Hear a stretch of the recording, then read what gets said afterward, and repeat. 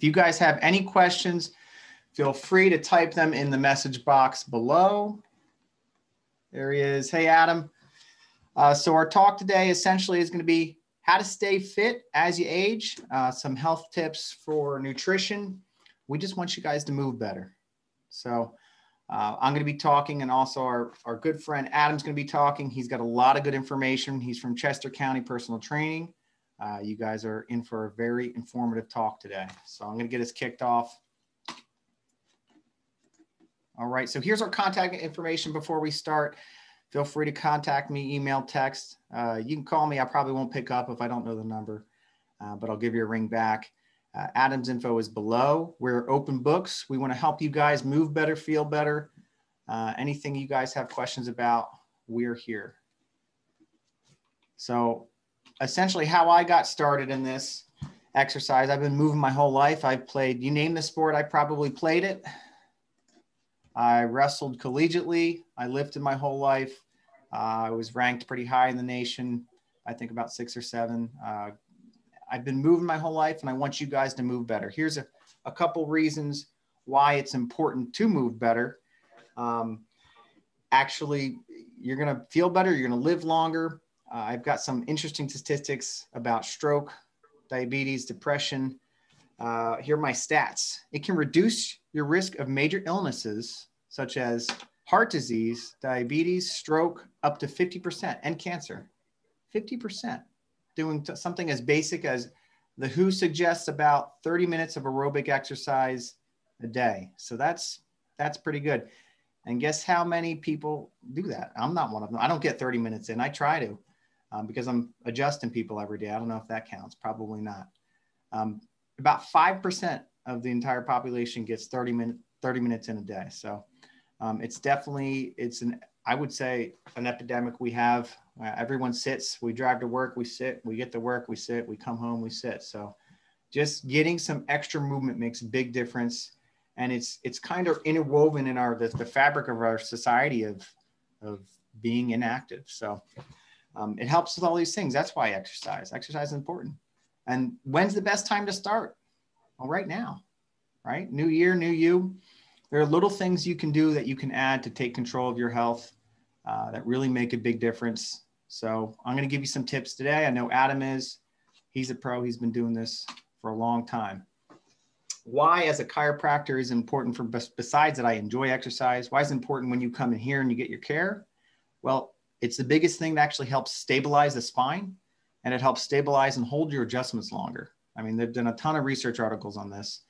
And the biggest thing we find, it's a lot harder to take care of someone who, let's say, they hurt their back watching Netflix or binging their favorite Netflix show that just came out, as opposed to someone who, I take care of a lot of farmers, a dairy farmer who was swinging around a 55-gallon jug of milk. It's a lot harder to take care of someone who's deconditioned, meaning the supporting structures of your spine aren't stabilizing like they are, and they should.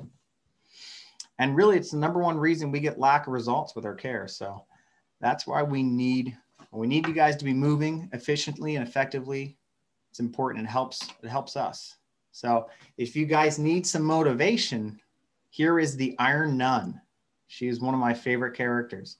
Let me tell you a little story about her. Thank you, Dr. Darrell, who first introduced me to her.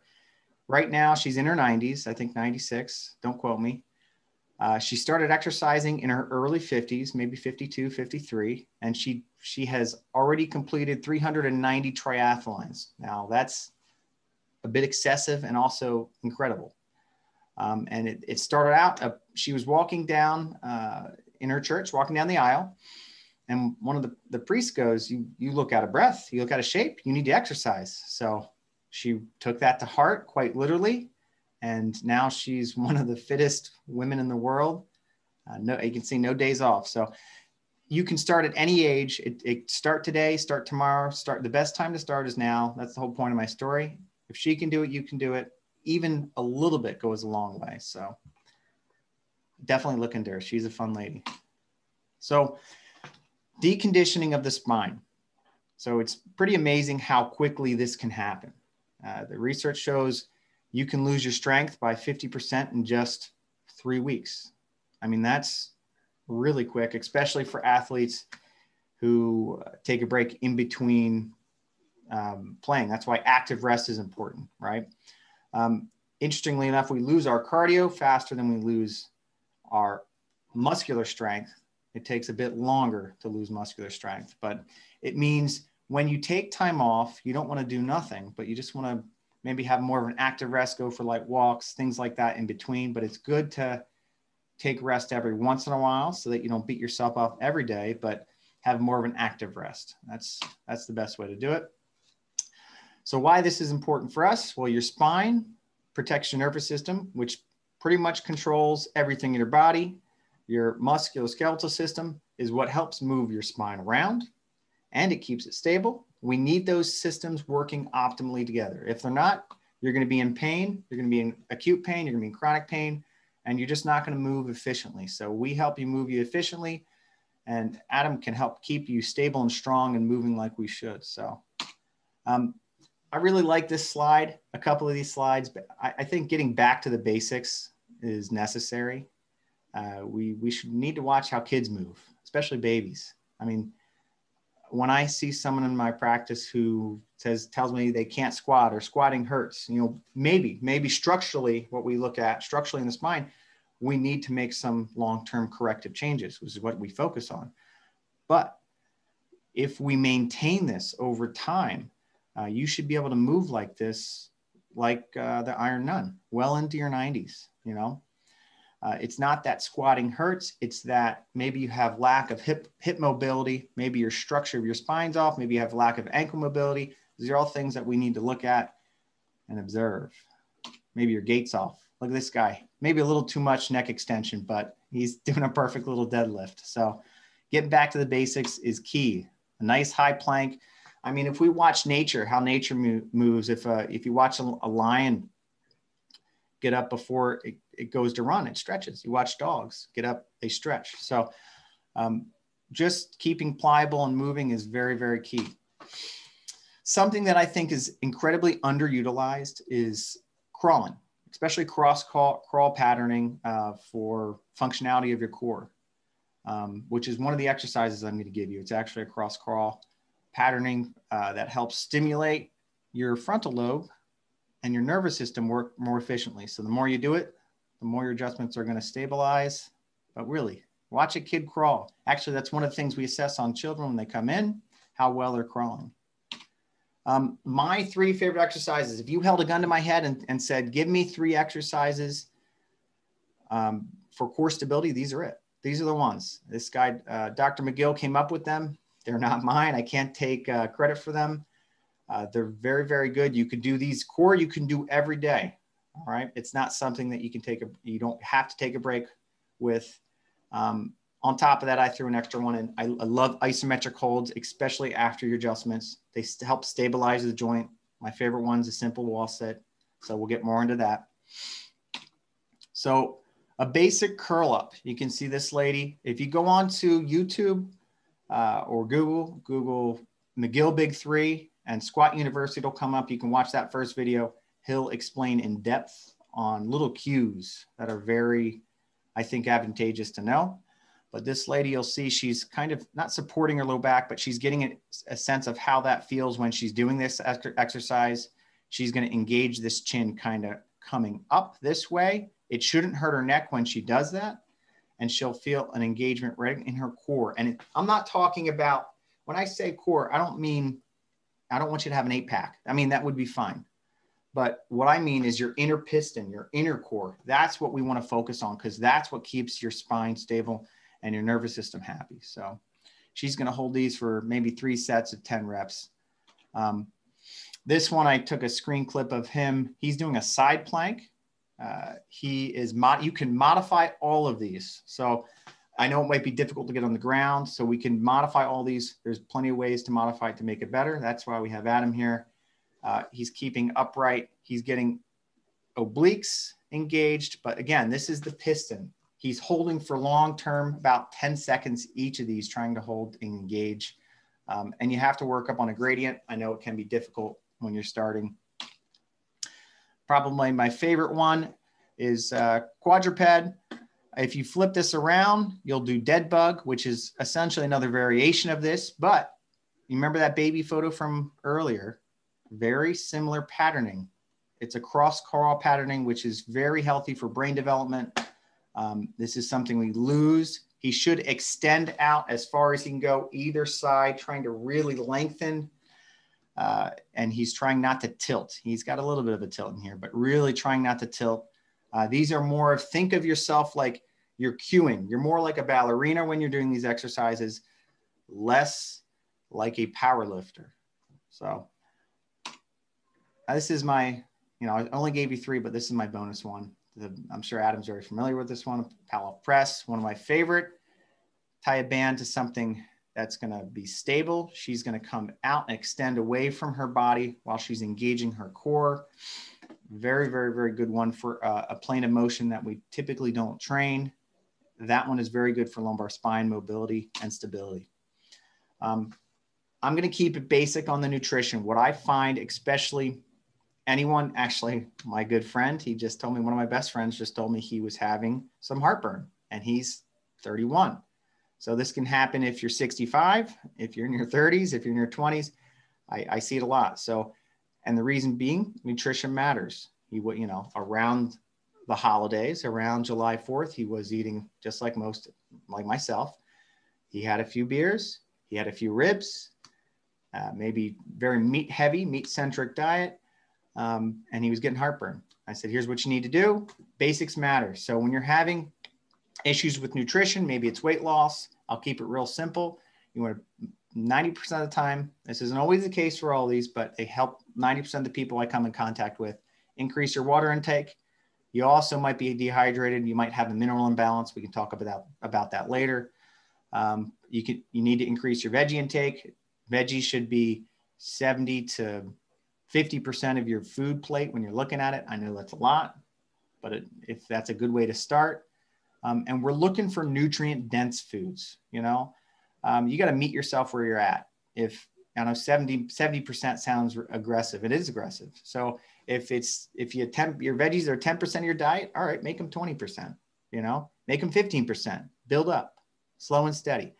One of the biggest things I find is, even at a young age, well, for instance, my wife is pregnant. She's due in about a month, about 6 weeks.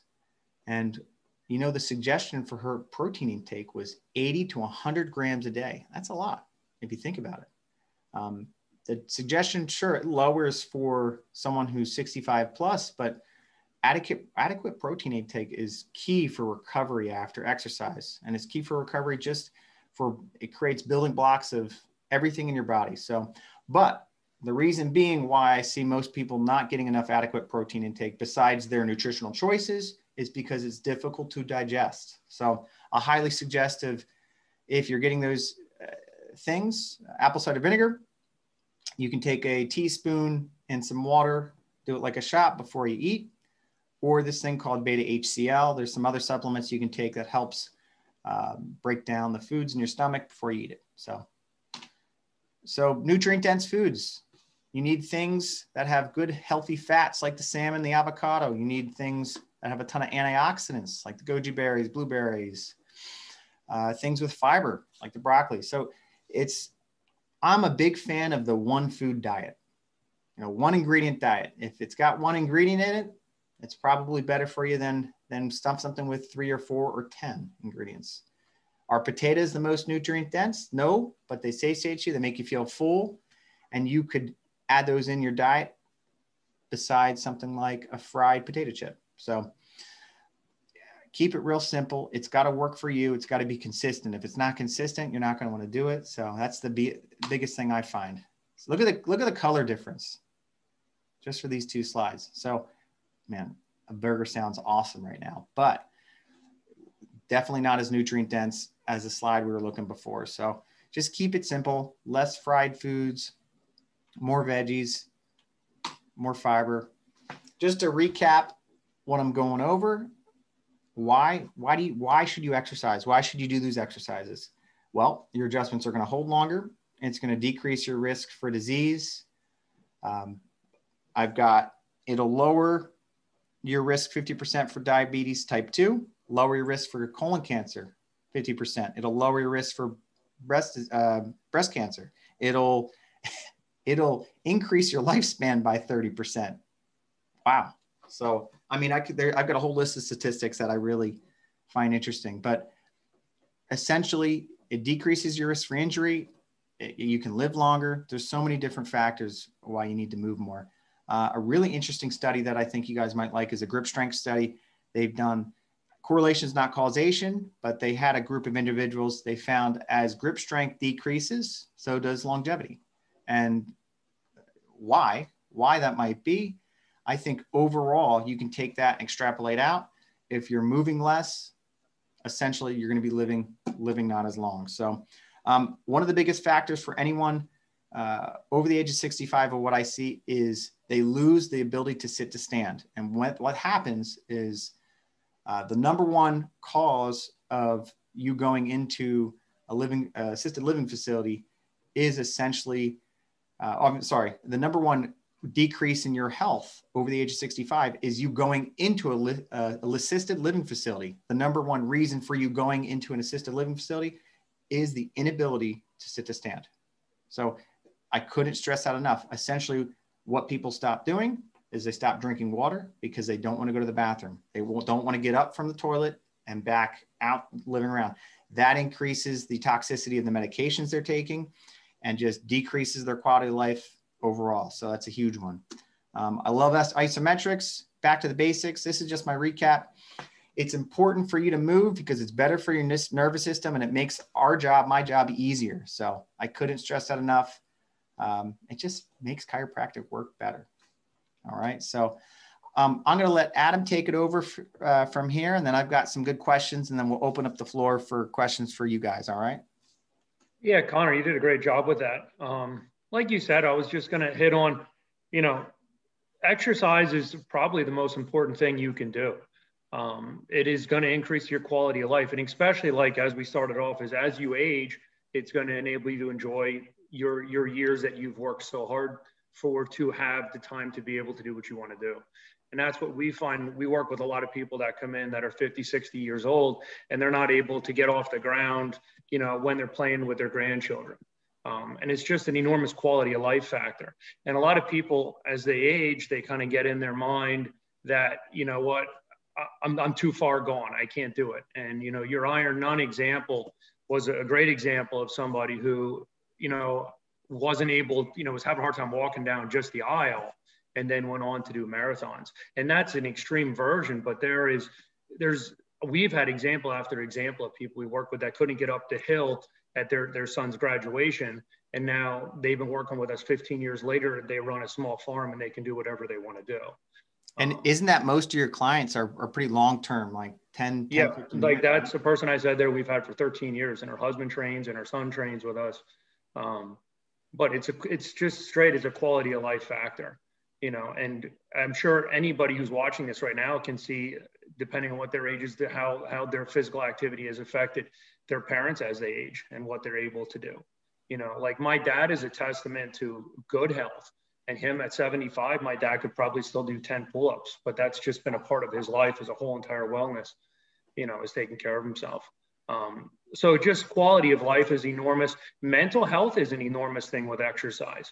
A large majority of people that I see that are stagnant and aren't doing stuff don't really feel good about themselves. And one of the key things to feeling good about yourself is getting moving.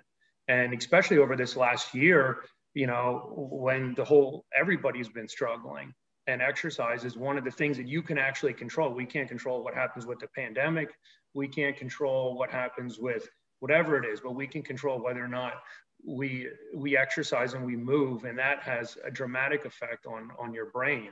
They've looked at cognitive function. They've looked at emotional things, but if you're going to go to a psychologist, one of the first things that the psychologist should tell you is not just talk therapy. It should be, you need to get moving. 30% improvement for patients who are depressed. So it's dramatic. I would even challenge it even more than that. Yeah. Sleep is enormous. There's a ton of stuff that says aerobic activity and sleep, it has a really strong correlation to that. So, I mean, it could go on. And then nutrition is, like you talked about, nutrition is extremely important. And that's one of the things we really focus on, is working on nutrition with people. Through exercise, you're going to feel better. You're going to get all those benefits. But then to get to a healthier weight is majority through nutrition. And it's not rocket science. Like you said, I believe 100% what you said is that it's eating whole foods.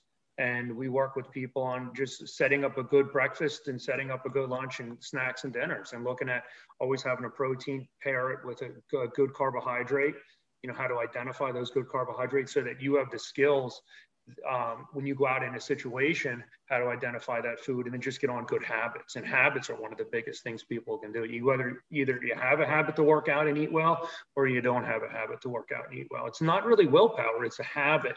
And they've looked at that. People who are successful to adhering to an exercise, or eating well, are because they set up habits and they set up what they do. And then they can take the motivation and everything out of it. Well, what's nice, you guys create a support structure where you have research-based ways to do it that work. Yeah. So myself and the people who work with me, I mean, this is what we do for our entire life. We're not doing something else on the side. I myself, I have my undergrad in kines. I have my master's in exercise phys. I've been doing this for 15 years. The other people who work with me all have their college degrees in it. And it works. If you exercise and you adhere to the program, you're gonna feel the results, and it's the best thing you can do. I would say that kind of sets you apart from other people who are looking for trainers. I mean, that this is what you do. You love it. This is what you do. It's not a side gig, right? Yeah. And that's what, like, on your second question there, is that if anybody is ever looking for a personal trainer, and what you got to do is you've got to look at their credentials and look at their background and look at how they arrived at what they're doing now. There's probably 150 different certifications that are out there to become a person. Here, kick your sound up a little bit. It went down. Can you hear me now? Yeah, that's a little better. There's probably 150 different certifications that are out there. So when you're looking to work with somebody, no matter who it is, really do an in-depth background on what their certification is and how they ended up being there. There's certifications that you can go get in a weekend, and then there's ones that you have to have a college degree just to sit for the test to become the personal trainer. And it's very similar to the practice that a teacher would take. So looking at the qualifications of the person that you're working with, because there's going to be a drastic difference between the people you work with, just the same as a chiropractor. Yeah, absolutely. And just bring the mic a little closer. You're going in and out just a little bit at that tail end. All right. And tell me, how do you guys, I think last time we were talking, you're telling me a little bit how you guys incorporate nutrition. You guys use a specific app, right? Yeah, we actually use an app that's called MyFitnessPal. And what we do is we have people track all their food. And I've seen a direct correlation between the people who track all their food and what their results are.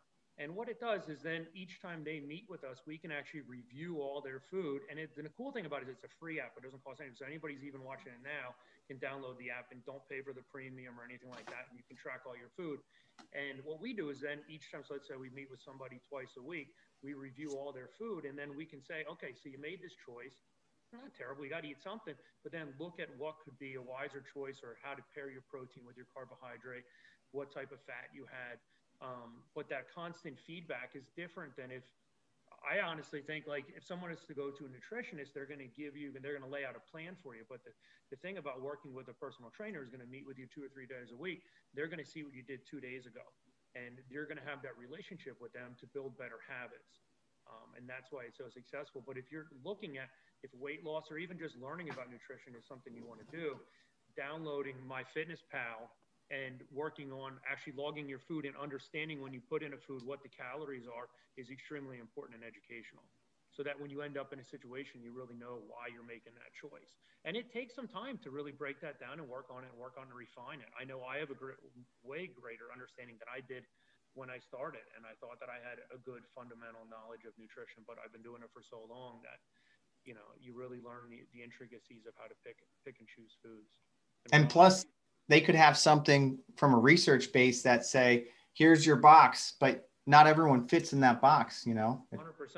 Yeah, we work with people with all different types of nutritional things, concerns, We work with vegans, we work with vegetarians, but everybody comes, and that's what I say, what do you like to eat? And then when I work off of that, you know, what feels good, because some people have certain foods don't work with them, you know, and you know yourself, but then understanding how to pair those foods together. And like you said, water too is extremely important. I can't like if you wake up, when you wake up in the morning, you're waking up, you haven't drank anything most likely in 8 hours. You know, it's first thing in the morning, you're going to wake up and you're going to be dehydrated. And incorporating water right away in the morning with your morning routine has enormous benefits for energy, moving things throughout your body, but it's just on and on. So water, I really can't, there's a ton of truth to it. Love it. Kickstarts your metabolism. Well, yeah, hey, what really got you started in personal training? The funny thing, actually, when I was in middle school, I got, actually maybe even younger than, I've always been intrigued by weightlifting and sports. And like you, I was a wrestler. I wrestled in college. I played soccer. I did all kinds of sports, but weightlifting I always really enjoyed. And my dad, right away, I wanted to start weightlifting, and I got the Arnold Schwarzenegger Encyclopedia of Bodybuilding, and I photocopied it and I put it all around my house. And I started doing all this stuff. My dad thought, you know, you better find a professional who can come out here and help you. My dad actually had a personal trainer, and this is, you know, I don't know, 25 years ago, a personal trainer came out, and that was my birthday present. He came out and reviewed all my stuff. And then since then, I mean, it's what I love to do. So, and when I got a choice to go to college, it's what I went for. And it's what I do all, you know. Go ahead. And you guys, correct me if I'm wrong, you've got two other people that help you, right? You've got two other trainers. We do a significant amount of in-home too. So we have some people that cover the area. The two main people work for Mayor Austin and Brooke, and we actually just brought on a new guy, Mason, who just graduated from Westchester and is actually a physical therapy assistant, and is thinking about going back for his doctorate in physical therapy, but also has a really strong background in powerlifting. His dad was a national champion, and I think he's going to be a good addition for us. But the good thing is everybody who works with me is it's what they do, and they're extremely, extremely knowledgeable. And each person brings a little bit of a background. Like Brooke was a 2-time Golden Glove champion for boxing. She's traveled. She was actually ranked third in the nation before COVID hit. So she adds that component in it too. Austin was an extremely good power lifter, and he actually was his strength and conditioning coach at Ursinus before COVID hit. And he was out at Iowa State, and he was at SHIP. So, I mean, he has an extensive background with athletics, and he brings that into general population, which is what we do. But we do a fair amount of sports-based stuff too. So we kind of do the whole gamut.